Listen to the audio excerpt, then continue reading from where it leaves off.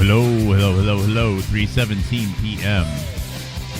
Elton John just gets better with age. I think so. 3:17 p.m. Saturday, February 8th, 2025. Mark Kulak, Houstonic.live. Live. Just had a little nap just to catch up on some missing Z's. I think I found a couple of them floating around. And I'm going to be reviewing what I read late the other night. And I initially took the video down because I just wanted to run things by a couple other people just to make sure that I was on the right track with some stuff here. This is an article from November 8th, 2019. By the way, it's a research show. I used to work in the tech industry as an engineer, competitive analyst, product marketing director for a little bit towards the end of my career. Did some sales engineering stuff, and I'm in the 6th year of this show. And I focus most of my stuff on whatever information I can collect. I'm a little dry more often than not as far as just collecting evidence and archiving it and organizing it and making it available. You can support me if you go to Houstonic.live or HoustonicITS.com. Houstonic is a river up in the northeast of the United States of America. I have a P.O. box. Any gifts are welcome. That's where you can send the anthrax powder if you feel so compelled. Just make sure you can trace the strain back, and you're not going to blame it on some other innocent person like a Bruce Ivans next time. And please, I know I never went to school with Nancy Haywood. So you can use that or Patreon, PayPal. Anything is appreciated. I keep all my expenses pretty public, and most months I can barely cover the expenses. Sometimes I do. Of course, we're covering a lot of things related to the pandemic, a lot of technologies related to the pandemic. And as many of you know, during the pandemic, from almost the outset of the pandemic, the outset of the COVID-19 pandemic, it was known that because of the extreme danger of of what was described as the virus and the spike protein of the virus, it was an emergency to get new products, to therapeutic products and vaccines to market as fast as possible because the emergency was just so severe. And of course, because it would just take too long to test things. Normally, there was emergency use authorization, at least within the United States, a way to bypass typical safety avenues, which would test products and verify their safety because the product was because the risk of coronavirus was so extreme. That's basically me saying that people were paid to lie online about people just walking home with their groceries and just dropping dead instantly of a heart attack face down in a puddle. And then, it must be a coronavirus. That's gain of function. Either way, okay, let's let that go. But what was said was that this technology that we were going to use, this vaccine technology, which is really a transfection, Jonathan Cooey, Gigahome Biological, is the way it's going to work, okay, is that instead of using a dead virus or just the antigen, more traditional methods, okay, almost all of the products, most of the vaccines anyways, we're going to use a new technology, mRNA or DNA, and or adenovirus vectored, and they were all going to result in the recipient of the shot to use the recipe, a recipe that is rolled up, coiled up within these delivery vehicles, so that people would then actually make a part of the virus themselves.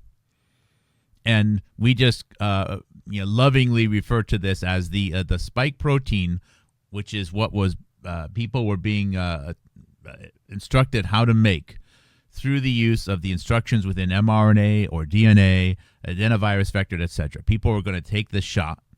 They were then going to, their cells, some cells anyways, would react to this vaccine. And the reaction would be they would go, wow, there's a recipe in here to make some protein, foreign protein albeit. Let's make it. Let's just do that. And then the body, okay, because now you got this foreign protein running rampant, which has been described to us as the spike, okay, just the spike, just the outside of the coronavirus. People would then make their own antibodies to that. Now, now, antibodies are a real thing, okay? Whether or not exactly all the information which we're being told about when they're made and how they're cataloged and what other things are involved that we don't know about, I think it's very safe to assume that there's way more to immunity than antibodies, okay? It's a piece of the puzzle, right? It's a piece of the puzzle. It's like describing the Brooklyn Bridge as, I don't know, rebar. Well, there's more to bridges than rebar. You're usually going to find rebar somewhere, but there's a lot of other things going on. You just don't have some rebar and then, whoop, here's a bridge. There's other things involved.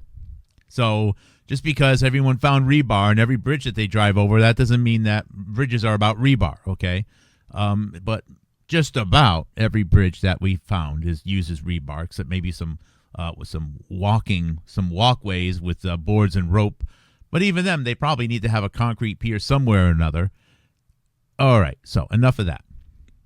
Anyways, so what we're told is that people will just make their antibodies in response, okay, to the protein which appears. And then this way, when they get the real virus, they'll be protected because the antibodies that are made in response to the transfections, in response to the vaccines from Moderna or Pfizer or whomever, will have instructed their bodies to make antibodies, and it did so by those bodies making the antigens, the outside, the spike protein. Okay. And of course, ever since then, what we've heard was, well, this spike protein it's the really bad part. So maybe people are having all of the problems right now, health problems, because, well, we chose to make the bad protein. We could have done a whole bunch of other things, but we chose to make the bad protein. There's people selling spike protein remedies to get this to de-spike yourself, which is usually would be part of an S&M therapy, I thought. But now you actually take a spike protein or spike protein cleaner to get it out of your system. All of these things to suggest. We've also heard, by the way, and maybe I'm getting a little bit too far ahead now, that if someone's having some health impacts, okay, maybe it's because of DNA contamination. As a Dr. Kevin McKernan, who resides up in my state of Massachusetts in the United States, DNA contamination. There's DNA in the shots. Oh no, DNA in the shots. Now, how would, if someone were to accept all of that, you accept all those premises, okay, and the general population and the news media have told us and scientific institutions have told us, the way we know is if somebody, how would you say, has been exposed to the protein, has been exposed to the spike protein, maybe even experienced the real virus. The way we know that is those people test positive for antibodies in a non-specific test. There's these different tests which are available to look for particular molecular structures, complex molecular structures, and they don't analyze the whole thing, but they look for a little bit of it, right? You don't. If you have an algorithm to search for a Toyota Prius, you don't need to disassemble the whole car and look at every bolt. If you can find a tag on it that says, Toyota Prius, probably a Toyota Prius, okay? So you try to reduce it down to a couple of things like that, something like that, which would be, it's not totally specific. You could have put a Toyota Prius tag on a Chevy Malibu, but, I don't know why would you want to do that, but you could, okay? But you could. Anyways, so the way we know, or we have been told that the way we know that the spike protein has been made or something has been made is to find the antibody. The antibody's being manufactured to it. Okay. Now, at some point, I'm sure some people have said, well, golly gee, why not just have people's bodies make the antibody? Why go through this whole rigmarole this multi-step process of making the antigen and then have the body make the antibody to the antigen, etc., when you can just tell people, when you can have an injection that will instruct people, bodies, human bodies, how to make the antibody directly. It's an honest question. I promise you, you will not find anybody who can answer that question. There is no answer to that question. None. You'll find some weak excuses. Okay. So this is American Academy of Sciences. I always forget what the AAS 3A's is for. This is November 8th, 2019. Remember, the pandemic is kicking off right around now. You know, the first tummy aches are starting to happen. Or at the very least, the very first few sips of the bat soup is going down sometime at the end of October, early November. This is what we're being told. And this article comes out. Now, this is hardly a unique article. The main reason why I have this article is because of the some of the scientists' names involved. Now, I found a whole lot more, but they're just not, for some reason, they're just not, I can't find the tab right now. DNA technology as a novel strategy for delivery of anti-HIV antibodies. And it's from the Wistar Institute, this big scientific institute in Philadelphia.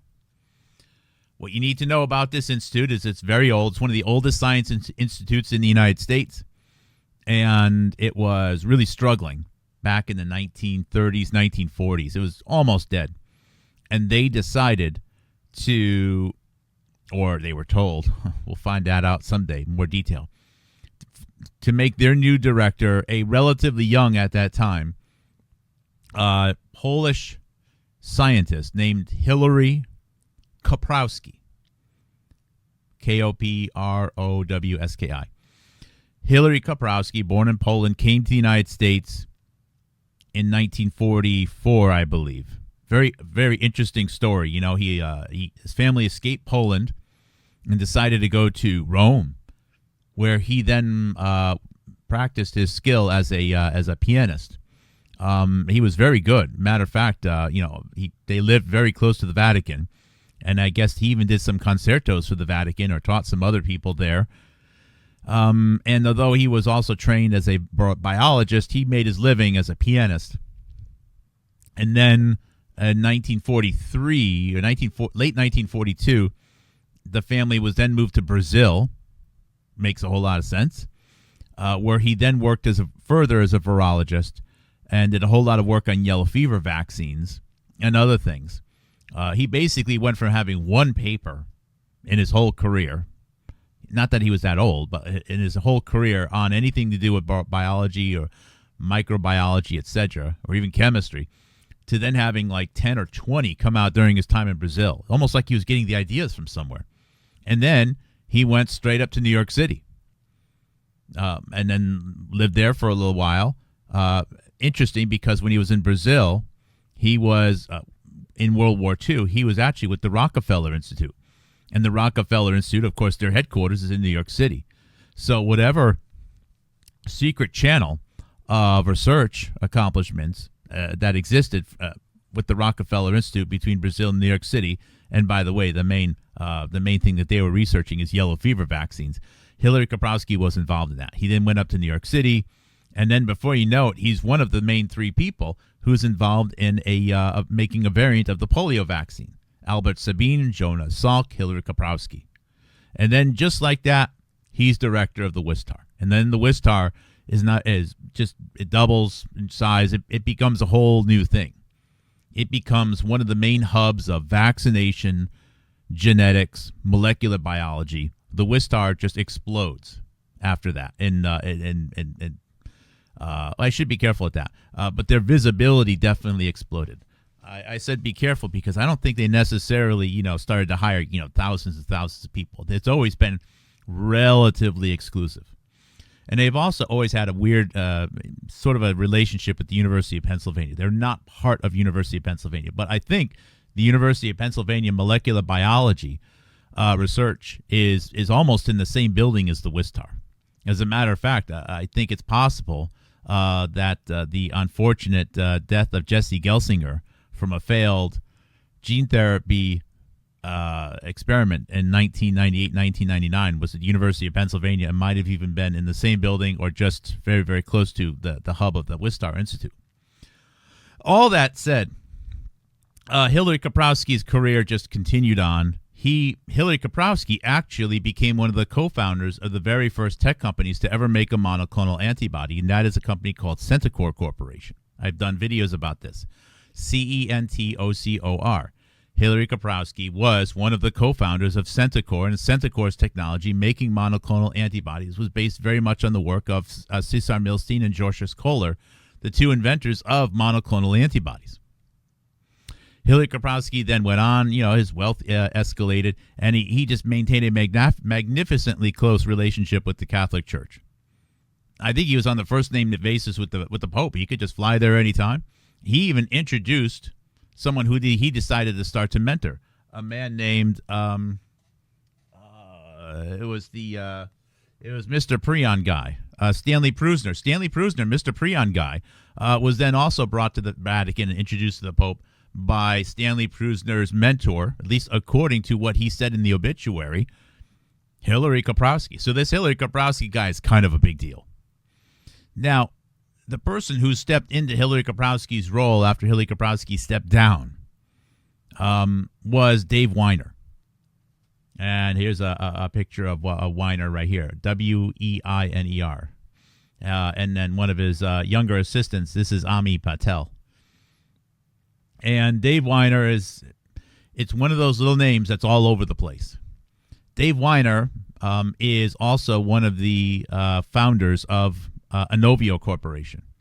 Dave Weiner and Dr. J. Joseph Kim, who went to the University of Pennsylvania, are the co-founders, and noteworthy because Inovio Corporation USA, the incorporation paperwork was done by none other than Dr. Robert Malone and his wife, Dr. Jill Glasspool Malone, in the year 2001 or 2002, after they stopped working at the United States Uniform Health Center, or the Winber Center in Pennsylvania, which was just, 10 miles away from the Flight 93 crash site. But whatever, I'm sure those things are not related. So, that was a whole lot said right there. But what this article is about, as you can imagine, November 8th, 2019, DNA technology is a novel strategy for delivery of anti-HIV antibodies. And I found a variety of these, okay? Hopefully, I won't have to spend too much time. I can find the one I read a few nights ago. Why, going back to what I said several minutes ago, why have this whole complex procedure of training human bodies on how to make antigens, the spike proteins, and then people make their own antibodies to it, when you could just have people make their own antibodies? It's a very simple question, and there's no good answers to it. As a matter of fact, it's far more direct. If there was any perceived risk, there should have been a lot of perceived risk. And I'm not even saying, of course, I have to keep saying this. This isn't me saying I'm believing all these narratives, okay? But if one were to accept the narratives, we have this horrible virus, it's going crazy, we can't make regular vaccines fast enough, we need to pursue gene therapy options, and et cetera, et cetera, et cetera. Why would you express the bad protein when you can just express the antibody? Why? Now, this isn't to say you can't do both. It is, at least according to the research papers that are out there, there's ways to express almost any protein. Matter of fact, or at least provide all kinds of instructions. You can train a lab animal, also known as a human, to make a foreign protein or an antigen or a spike protein, or you can train them to make the antibody directly. Now, why, knowing how bad this spike protein was, I mean, all you need to do is believe a shoe salesman who used to work in the military, Charles Rixey, who just happened to have unprecedented access to a proposal that I believe was a hoax. I mean, believe him, earlycovidsurvivors.com, how bad this spike protein was. Why would you have a vaccine that causes people to make such a bad protein if instead you could just have people make the antibody? It is a very simple question, and there's no good answers to it. There are no good answers to it at all. And if you don't think that's possible, well, according to this, synthetic DMA antibodies allow for in vivo production of broadly neutralizing antibodies in preclinical studies. Let's read the first few paragraphs. Scientists at the Wistar Institute applied synthetic DNA-based technology to drive in vivo production of broadly neutralizing anti-HIV antibodies in small and large animal models, providing proof of concept for a simple and effective next-generation approach to HIV prevention and therapy. These results were published online in the Journal of Clinical Investigation. Despite exceptional advances in antiretroviral therapies, there remains a need for a new preventative and therapeutic modalities to eliminate HIV infection. Researchers have isolated a number of very potent monoclonal antibodies from infected individuals that can neutralize a diverse array of HIV strains. Such monoclonal antibodies can be manufactured and administered as passive immunotherapy and represent a promising approach currently in early clinical studies. Widespread use of recombinant monoclonal antibodies, though, remains limited by several factors related to their half-life of expression, production costs supporting high doses if needed, temperature stability, formulation issues, and limitations in production of antibody combinations, among others. Dave Weiner, PhD, Executive Vice President, Director of Vaccine and Immunotherapy Center, and W.W. Charles Smith Charitable Trust Professor in Cancer Research at Wistar, said, quote, "We developed the DNA monoclonal antibody platform, or the DMAB platform, to allow for direct in vivo production of antibodies through synthetic DNA engineered to provide instructions to the body to make the desired antibodies. Based on our early data, we suggested that this platform is worth further investigating as a new strategy for HIV antibody delivery." Weiner and its collaborators engineered a panel of 16 DNA monoclonal antibodies, or DMABs, rederiving previously characterized broadly neutralizing antibodies into the DMAB format. These were studied in mice via injection using Selectra adaptive electroporation,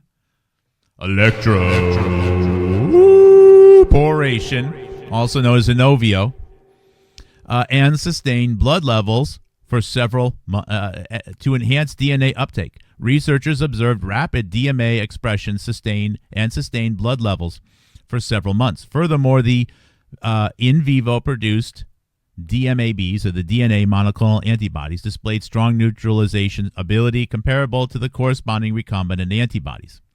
Okay, I think that's enough here. Actually, there's another one down here. Researchers next explored HIV-1 DNA monoclonal antibodies delivery in a pilot non-human primate study that is more relevant for the translation to humans. Expression was detected as early as 3 days post-administration of one or two combined DNA monoclonal antibodies, which displayed peak activity by 14 days. You know what's interesting? Those are almost the same numbers that you get from an mRNA injection telling a body how to make a spike protein. It's pretty darn close, everybody.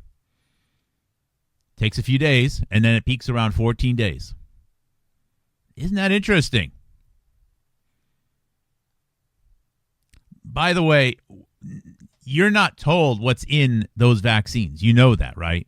You know that a lot of what we're being told is in this emergency use authorized vaccines, things which are protected at the highest level classification imaginable. You know it's very possible that it could just be this. All along, it could have been nothing more than just training people how to make the antibodies directly. Do you ever notice that the way they test for if you have a spike protein is to test for the existence of the antibody?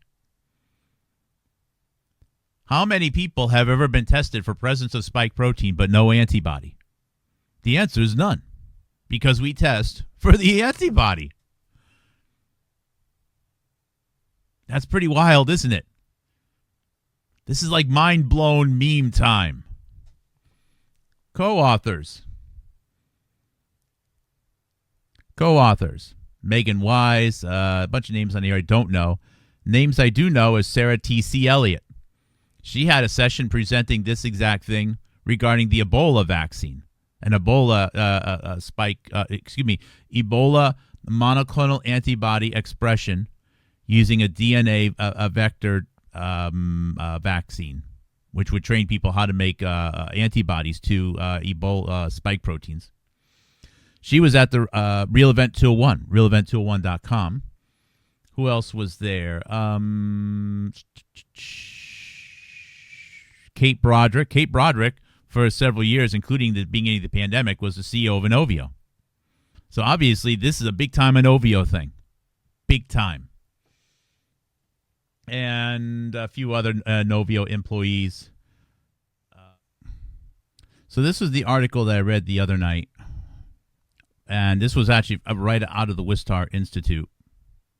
And this was actually from a year early, November 13th, 2018. And this was called Synthetic DNA-Delivered Antibodies Protect Against Ebola in Preclinical Studies, Representing a Novel Platform for Antibody Therapies for Outbreak Infections. It's sort of the same thing, except now instead of talking about HIV, as in that previous report, here we're actually talking about having antibodies directly expressed using DNA. Here, I'll read the first paragraph or two. Scientists at the Wistar Institute and collaborators have successfully engineered novel DNA-encoded monoclonal antibodies, DMABs, again, DMABS, DNA monoclonal antibodies, targeting Zaire Ebola virus that were effective in preclinical models. Study results published online in Cell Reports showed that DNA monoclonal antibodies were expressed over a wide window of time and offered complete and long-term protection against lethal virus challenges. DNA monoclonal antibodies may also provide a novel platform for rapid screening of monoclonal antibodies, enhancing preclinical development. And they talk about the Zaire Ebola virus outbreak. Going further down, there's a quote again by Dave Weiner, who says, quote, "Our study showed deployment of a novel platform that rapidly combines aspects of monoclonal antibody discovery and development technology with the revolutionary properties of synthetic DNA technology." Again, it's using an Inovio platform. You'll notice I actually had a tab open for cytoplasm. Cytoplasm is the part of a cell, of a multi-cell organism that is outside of the nucleus of a cell. So you have a typical cartoon pictures, right? You have your cell, in it you have a couple of ribosomes and a couple of other squiggly lines, and of course there's hundreds of thousands of ribosomes. And then somewhere in the middle you got the nucleus with a little bit of DNA action going on, okay? The nucleoplasma is the part of the cell that's within the nucleus, and the cytoplasm is outside the nucleus. Now, the DNA delivery has to get, as I've been told, a little bit deeper into the cell, and one of the ways you can aggravate the cell is through electroporation, I guess. And one of the concerns about DNA delivered therapies such as this, or gene therapy, is something called DNA integration or something like that. DNA integration can be avoided by using mRNA. This following section I'm going to read out of the Journal of Translational Medicine, a February 22nd, 2019 published article titled How mRNA Therapeutics Are Entering the Monoclonal Antibody Field by Leon Van Hoek and Kenny Roos. The article reads, to circumvent the problems of complex production and purification processes and aberrant post-translational modifications of protein-based monoclonal antibodies, alternative ways are now being explored to rapidly produce, administer, and test monoclonal antibodies. Nucleic acid therapies have great potential as they are simple, fast, and cost-effective, as it does not require complex and expensive laboratory infrastructures with a generic production process for all mRNAs. Recent advances with mRNA, including improvements with in vitro transcription, have increased interest in the therapeutic potential of this biomolecule. And this is the part that matters. Unlike DNA, mRNA only needs to reach the cytoplasm to induce protein expression and, additionally, bears no apparent risk of insertional mutagenesis. And I assume that phrase, insertional mutagenesis, means DNA integration and then possibly cancers and so on resulting from that. Now, going back to that Wistar article. And the names mentioned in this report include Ami Patel and so on. What I highlighted is the names of people involved in here is quite stunning. In this report here, that involves the creation of monoclonal antibodies for spike proteins for Ebola virus. So instead of giving someone a DNA or mRNA recipe to create spike proteins for either Ebola or Corona, ooh,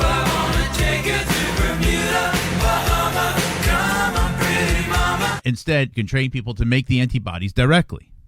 Now, another option, I suppose, is that you can manufacture monoclonal antibodies somewhere, and then you can inject them. For the coronavirus outbreak, for COVID-19, one of the main companies that had manufactured a monoclonal antibody to deliver to people was Regeneron. Well, that was the name of the product. I don't know if it's the name of the product or the name of the company. So Regeneron had a monoclonal antibody, which could be given to people that were dealing with the, the spike, okay, I guess, or the virus or whatever the toxin was. Remember, or whatever the toxin was. In that case, the antibodies are manufactured externally and then injected. Now, during this show, over the last few years, we've at least once have read a 2021 or 2022 Harvard Law Journal, reviewing a major intellectual property ruling by Gorsuch of the United States Supreme Court, talking about how so much patent law was going to be turned up in the air, was getting turned upside down regarding the ability to patent proteins. And one of the problems with patenting proteins is that the more we've learned about proteins, the more we've learned about antibodies, the more we learn about the details of them, the more we realize that there's a diversity that is almost too great to even predict. In other words, everyone is actually a little bit different. There are similarities, but there's also a galactic level of diversity. Hence, this antibody industry, which has been becoming one of the largest industries in the United States of America. It was like $200 or $300 billion a year. Now, the United States economy is like, what, 10 trillion? That is a big chunk. Antibodies are huge, and they are getting bigger, and they're becoming a preferred way to treat cancer and so on. But they're very expensive to make. And there's intellectual property issues. We're not talking about, intellectual property regarding the way paper clips are made or some small thing that is, $20, $50 million a year. We are talking about something which is multiple percentage points of the U.S. economy. Monoclonal antibodies are flippin' massive, and they are getting bigger as more people have cancers. And they're very expensive to make. They have to be so pure.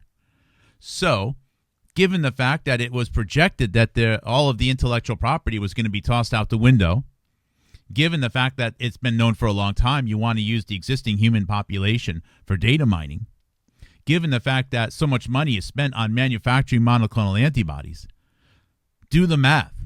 The math means it would be so much more cool to just inject people with mRNA or DNA so that people can make their own flippin' antibodies. This way, it's cheaper to make. This way, you can patent the mRNA and DNA because it's the same. You can inject the same thing in everyone. You don't have to worry about transcription differences between males and females, blacks and whites, old, young, people who eat lettuce versus meat, people of mixed race. You don't have to worry about any of that stuff.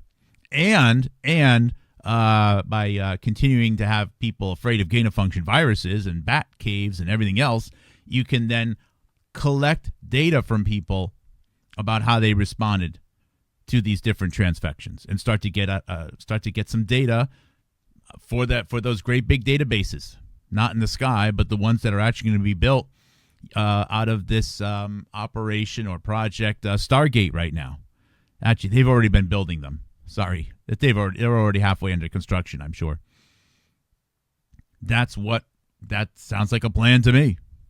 Anyways, let's look at the names here. This is for the Ebola one, okay?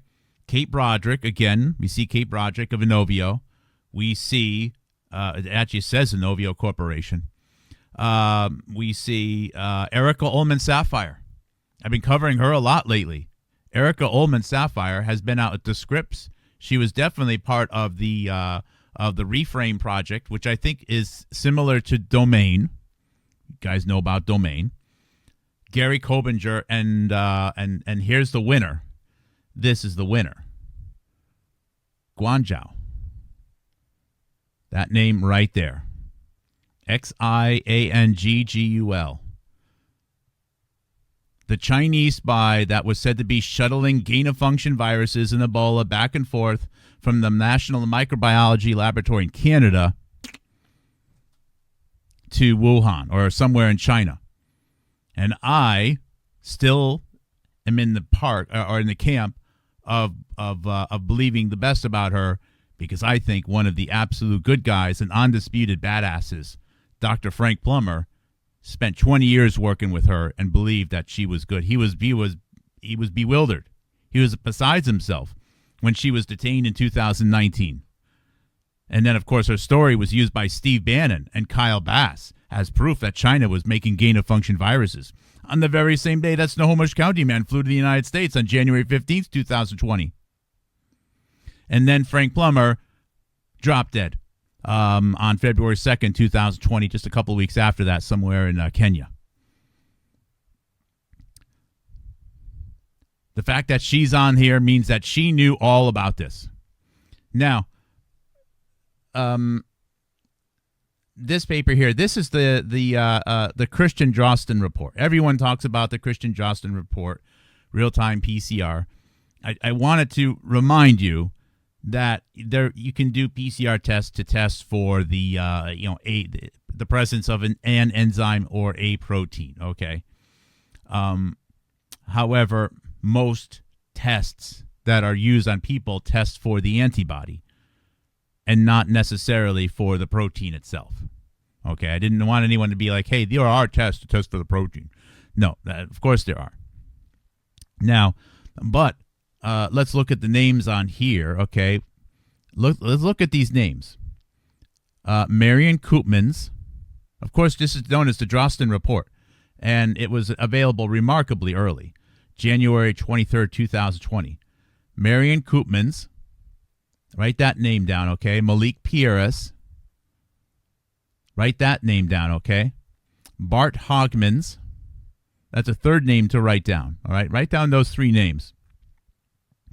And why did I ask you to write down those three names? Well, because if you go to Real Event 201,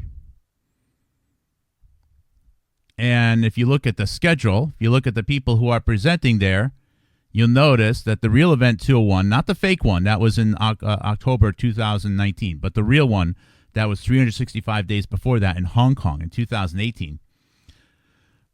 You'll notice that was kicked off by Malik Pieris. There's one. Of course, the keynote was given by Peter Daszak. He wasn't on the Drosten Report, but he matters, of course. And then go further down, you'll find Erica Ullman Sapphire. She was making the DNA, right, at the Wistar. Heinz Feldman, she was working with Guangzhou Qiao up in Canada for a long time. Heinz Feldman, again, Anna Maria Haneo Restrepo. Every time you hear someone say Virginia Benassi, you insert this name because she was the boss of Virginia Benassi. Sarah Elliott. Sarah Elliott is the Wistar. She's on that paper with Dave Weiner. Then we look at Bart Hogman's. He's on the Drosten report. Marion Koopman's name is definitely on here. He's on the Drosten report. Ralph Barrick, he's the person that was said to be responsible for this whole gosh darn thing. He's at the Real Event 201 as well. Bart Hogman's, there he is again. He's on the Drosten report. And there's Anna Maria Haneo Restrepo again. Marion Koopman's giving the keynote here. Lin Fa Wang, he works with Ralph Barrick. Just continue on. Leo Poon. Leo Poon was the boss. Leo Poon is the boss of the Chinese whistleblower Li Mengyan, who definitely got married in the United States. Her whole family was in the United States in 2014. Husband's been working in Philly. In-laws have been with the National Cancer Institutes now for about 20 years. Sophie Valkenburg, she also works with Li Mengyan. Li Mengyan herself actually presented here. Thomas Killar, holy shiitake mushroom. Thomas Killar, in October of 2018 of Gilead, he was the chief science officer responsible for remdesivir, is giving a talk about broad-spectrum antiviral remdesivir for the treatment of emerging viral infections with high outbreak potential.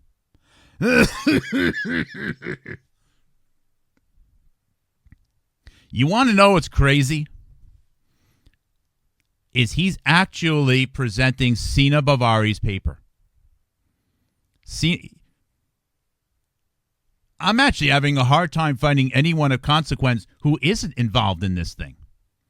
Oh, and by the way, I kind of passed over this a little bit quickly before when I mentioned Sapphire's name. Where is it? The Erica Ullman Sapphire? Erica Ullman Sapphire is the boss of a man named Dr. Stephen Schoenberg. Stephen Schoenberg's brother, Thomas Schoenberg, is said to be QAnon. No, I don't think he actually is QAnon. Okay, he's clearly a pretty smart guy. But some say he's QAnon. Clearly, he's been coordinating with Steve Bannon and so on, and there's absolutely no doubt that Paul Cottrell was mentored early in the pandemic by Thomas Schoenberger. There's no doubt. I had that nailed. And Thomas Schoenberger's brother, Stephen Schoenberger, has been working with Erica Ullman Sapphire for quite a while right now at the Scripps Institute. But if this is true, and it is true, okay, so I don't know why I'm saying it, Thomas Killar, that means that the paper by Anthony Fauci and Ralph Barrick's last postdoc student up until that time, a woman named Dr. Alison Totora, their paper that was in preprint at the end of the summer of 2018, broad spectrum antivirals, basically about how GS5734 from Gilead or remdesivir, based upon what they were looking at on paper anyways, would be the most likely thing to work should there be an emerging novel coronavirus in a laboratory or in a mud puddle or in a cave out of China somewhere after a zoonotic event causing a worldwide pandemic. They presented it. They presented that and suggested it would be remdesivir. And this is Thomas Killar presenting that paper. I know it. And then that paper was printed in February or March of 2019. Sina Bavari then got involved. He was involved in some bad stuff at USAMRIID. He had to leave at the end of 2019. I can then find Sina Bavari at the same conference as Stephen Schoenberg, again working for Erica Ullman Sapphire in December of 2019. Unfreaking believable. But that paper, that broad spectrum antiviral paper, was then used as one of the main legs of evidence as to why we should provide compassionate use authorization for America's first coronavirus COVID-19 patient, Snohomish County man, on January 21st or 22nd of 2020, because there was a paper that existed that suggested it would work. And sure enough, that person had a remarkable and perfect recovery to coronavirus. Unbelievable. That's pretty much unbelievable. And then that, combined with the domain program, could have been also connected with Erica Ullman Sapphire's reframe. that did the analytics and determined that based upon binding domains that they would that remdesivir would work, and a couple of other things. They could repurpose some drugs. This is Robert Malone's work, David Hone, etc. That was then used along with Snohomish County Man, along with these stupid papers, etc., to make remdesivir one of the main standards of care for people that were in hospitals with COVID-19.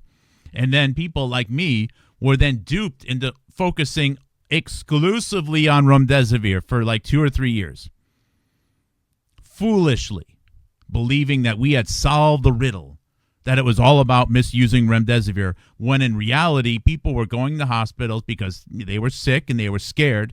They were scared because of all the news about this gain-of-function virus. They were using these absolutely poorly manufactured and totally inaccurate pulse oximeters.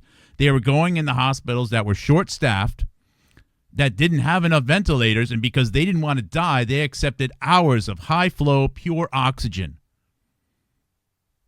Exactly as we were told to accept, but never think about, by people like Cameron Kyle Seidel, someone that a woman named Jessica Hockett used to was kind of endeared with on Twitter. I believe she recently deleted her entire Twitter history.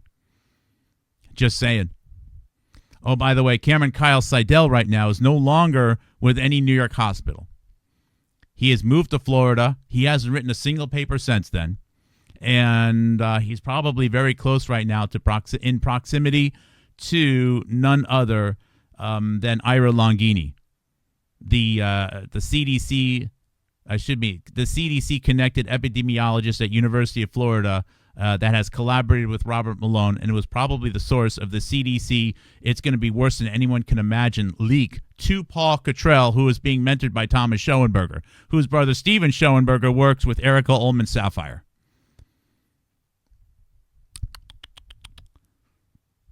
So there's a lot of stuff here. It's a lot of names. I want to clean this up and repackage it and send it out. We're gonna try to chill out tonight here. I think that's it. Oh yeah. So I also, this is a little bit unrelated, but it is a document. I just paid like $30 or $40 for this one. I had to. It's a conference abstract from the I think this was like 1990 or so. And the only reason I got this is because one of the co-authors on this conference abstract is Steven Schoenberger. And the title of it is The Secrets of Crypticity and Its Relationships to Medical Problems, Autoimmune Disease, Transplantation, and Cancer.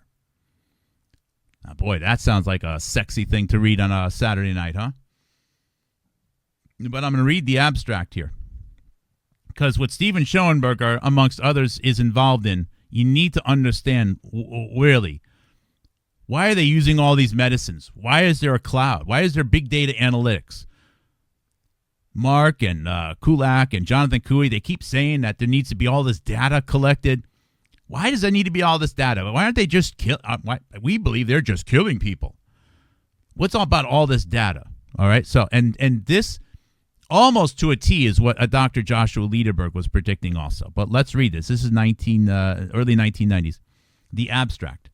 The cryptic self represents those poorly presented antigenic determinants that exist within the organism, against which the T cell repertoire has not been rendered tolerant. Occasionally, availability of certain cryptic determinants may have a detrimental consequence and cause autoimmunity. On the other hand, cryptic determinants may be able to be harnessed to perform worthwhile tasks such as raising anti-tumor responsiveness. Definitions and concepts. It is abundantly clear that autoimmune disease, Judy Mikovits was the autoimmune girl, it is abundantly clear that autoimmune diseases are only the most obvious signs of the autoaggressive potential of the immune system. Autoreactive clones can regularly be isolated from normal individuals, supporting the view that a broad regulatory control must exist to defend homeostasis. In order to gain the knowledge necessary to conquer such diseases as arthritis, diabetes, and multiple sclerosis, it is important to define those determinants that are the targets of autoimmune activity. The questions that can be asked are whether these determinants are a particular subset of those self-proteins. What proportion are they of the whole? What is the nature of the process that regulates responsiveness to these determinants? Each of these questions is still under investigation, but we would like to attempt a somewhat new perspective on these issues based upon the difference between dominant and recessive, subdominant and cryptic determinants on self-antigens. What is this all about? It's about what causes autoimmunity. Why is it that sometimes, maybe during a blood transplant or a tissue transplant, why is it that sometimes the body goes autoimmune and starts attacking what was put in it? Why is it sometimes the body says, hey, that's definitely good enough to be me, and sometimes it says no?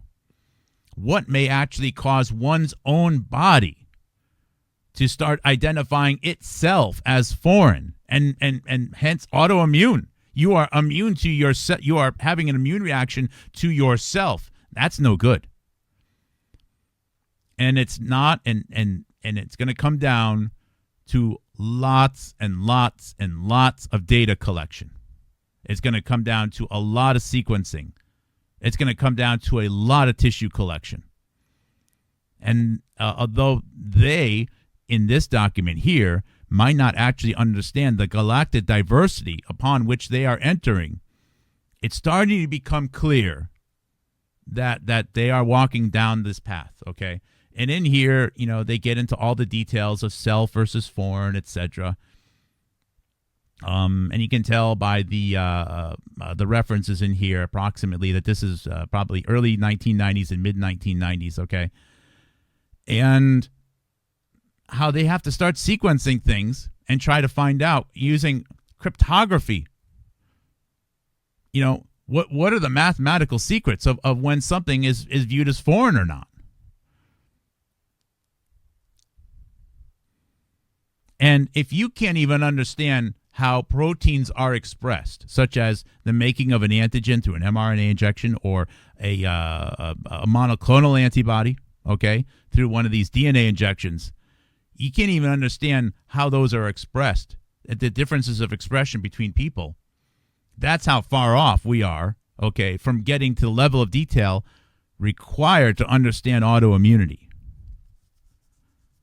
Now, of course, and I think I'm with most of you guys, if we were to just stop injections, trying to reprogram the immune system from birth, we'll be a lot better off. And, you could probably eat a lot of junk food and probably live a fairly long life if you stop trying to augment the immune system. Not that that's the way to go. You'd be better off being active and eating better quality food. But just the same, that would be better than having to deal with all of this stuff. But this is kind of where we're at right now. Okay, and Steven Schoenberg, he spent a lot of his time over in Europe. Before coming back to the United States, I'm not going to focus on him necessarily. There's no real bad guy here. If you're looking for bad guys, you're not going to solve the puzzle. But there are some scientists that are, if you follow the thread of what they researched and when and who they worked with, it's going to go a long way to helping you understand the bigger picture. So I haven't even looked at the chat yet. Let me just say hi to you guys, and then I'm going to scoot. I know that was a weird show. I don't even know what to call it, but it was sort of a rebroadcast of what I did the other night. Hey, KSC, thank you. Thank you for that. I appreciate it.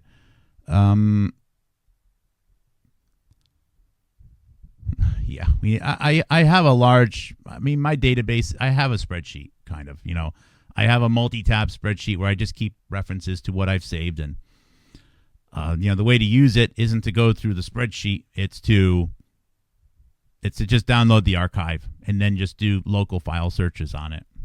And there's a lot of stuff that I'm missing. I know that I saw a document today. I can't believe I didn't see it when going through my tabs. Maybe I already closed a tab accidentally. that actually talked about the need. It was a 2019 paper, and it said that there's going to be a need to make antibodies by transfection because of upcoming issues with the manufacturing and the intellectual property of monoclonal antibodies. I couldn't believe it. I mean, it said it. So I'm not throwing some idea out there. It was a well cited, and I even think it was like it was even on one of the research institutes. It was I think it was on one of the NIH sites. This isn't my idea, guys. It's not my ideas. I'm just following. I'm looking at the people that were at this amazing conference, and the more I look, the more I want to know why every single person was there.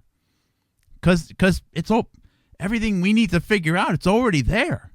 That was the dry run. That was the event where they got everyone into one building, and they were like, okay, we are all going to get online with this narrative. We are all going to give ourselves the memory of actually walking through the steps of learning this stuff from each other. I'm actually watching the Netflix series right now, Your Honor, and it's horrifying because you can see the impacts of telling lies. And like every 3 minutes, you see someone telling you another lie. You're like, oh, I crunched up on the couch, like, oh no, it's gonna come back and bite him. And it involves a dad, and his kid is involved in a hit and run of another young kid who was just learning how to ride a particular motorcycle, and there's a gangster involved and whatever. But the dad is trying to help his son with an alibi, okay?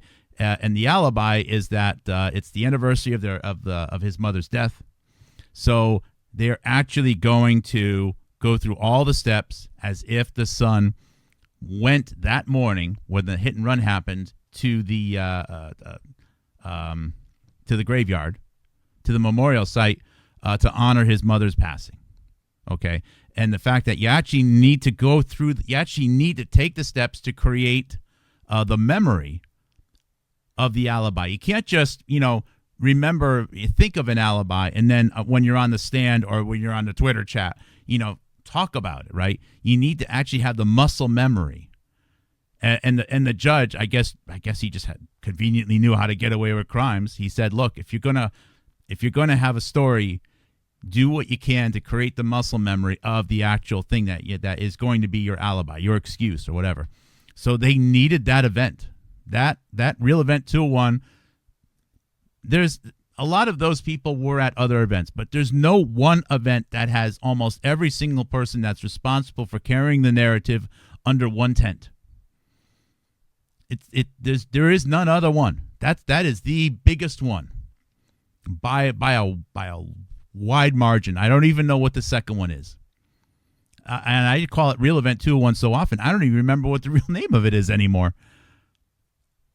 But anyways, they had to all go there. They had to all talk through what they were learning. They had to all create the muscle memory of what they were presenting and when and what other people were thinking and what they should know at that time and so on.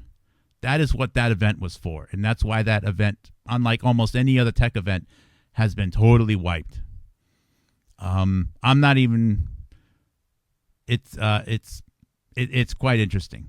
And they may have actually left it up if it wasn't for a couple of internet sleuths actually doing the work and realizing the significance of it. But anyways, thank you guys so much for the support. I love you. Have a great night. Keep your eye out for other good stuff that's coming your way, and I will be back tomorrow.